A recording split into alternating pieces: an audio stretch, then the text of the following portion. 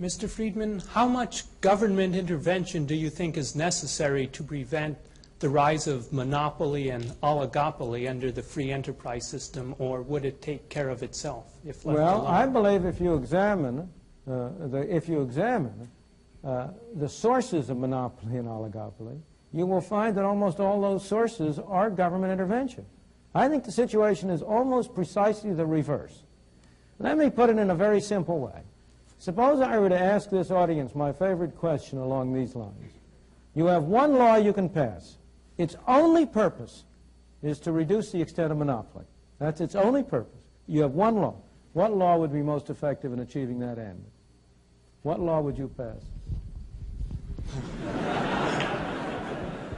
I don't mean any gimmicks. You know, it's not going to be something in which you can have a law with 4,000 different parts. I'm not asking a very complicated question. What would you do? Limit the size of the market that they could. Well, that's one proposal, the limited proposal. But you will agree with me, I'm sure, immediately that mine is a much better one. And that's free trade. Eliminate all tariffs and all restrictions on foreign trade, and you enable the world to come in as competition to prevent domestic monopoly. Wouldn't that do a great deal more good in preventing monopoly than would a limit on the size of enterprises, with much less restriction in human freedom? Now, if you ask yourself, where do monopolies come from? In the United States, the most important and the strongest monopolies are unquestionably those that derive from governmental privilege. The monopoly of a TV license, granted by the government at a zero price. That's a source of monopoly privilege. It also has been a source of wealth for some notable Americans. The grant of a tariff protection.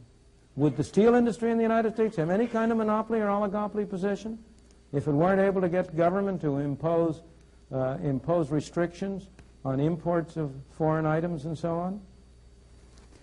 Trade union monopolies. They get their strength and their support from Davis-Bacon Act, Walsh-Healy Act, other governmental measures that interfere with competition by others. It's very hard. In fact, I have tried to consider, and George Stigler is a greater authority on this than I, so maybe we ought to get him in to add to this, what private monopolies there are that have been able to maintain themselves over any long period of time without government assistance. And I have myself only been able to construct two.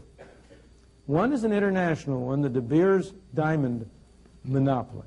It really is I don't understand it. Maybe George can tell us the answer. But it has been successful over a very long period. And the second was the New York Stock Exchange. Not more recently, because since 1934 it's had the help of the SEC. But before 1934, from about the Civil War to 1934, so far as I know, it had no government support, and yet it did maintain an effective monopoly. But almost every other case, you have temporary monopolies develop, and if the government doesn't come in to shore them up, they fall to pieces.